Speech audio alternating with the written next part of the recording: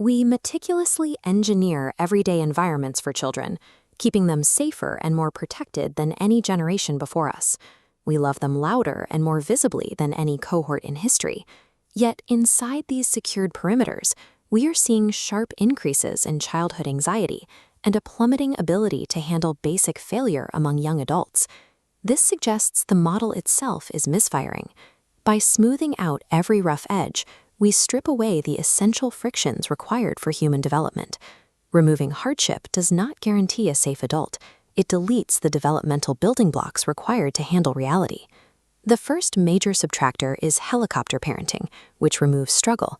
This is the constant hovering, stepping in to finish a school project or resolve a friendship conflict before a child even has the chance to fail.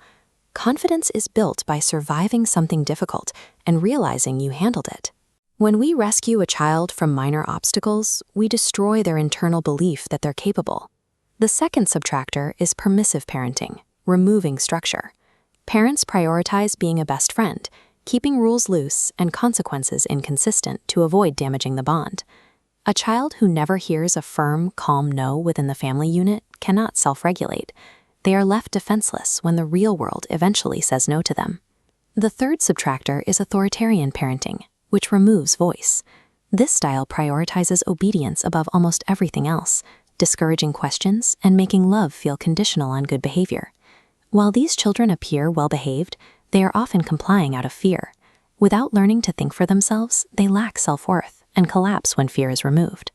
Furthermore, technology acts as a multiplier by removing boredom. With constant stimulation and instant answers, a child never develops internal resourcefulness or the patience to solve their own problems. By engineering a frictionless childhood through these extremes, we are systematically deleting the resilience, discipline, self-worth, and creativity required for adulthood. This graph maps the primary styles of child psychology. Decades of research favor the top right quadrant, authoritative parenting, which balances high emotional warmth with high structural boundaries. This approach focuses on the intentional reintroduction of healthy friction into a child's life. The first shift is to restore struggle. When a child faces a difficult homework problem or a social conflict, we resist the instinct to rescue. We move from rescuer to guide, asking questions that force them to find their own solutions. The second shift is to restore boundaries through emotional regulation. We validate the frustration, telling them it is okay to be angry, while maintaining a firm limit that it is never okay to throw things. These limits teach children that emotions are valid, but actions have consequences. Love and boundaries are the dual requirements for raising a capable human. The third shift is restoring reality through modeling. Children learn stress management by watching us manage our own stress visibly and honestly. They prioritize what we do over what we say. The fourth shift is restoring accountability by focusing on consequences rather than punishment. While punishment focuses on making a child suffer for a mistake, consequences focus on repairing the impact of the action.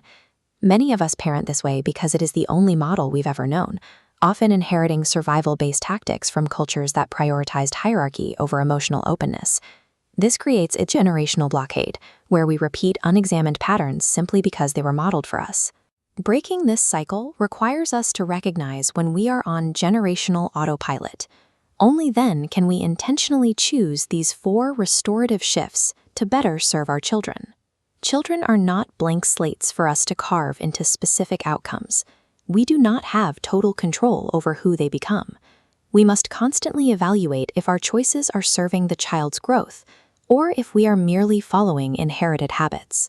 The objective shifts from managing childhood behavior to developing a resilient adult who possesses the self-awareness to navigate life's inevitable friction independently.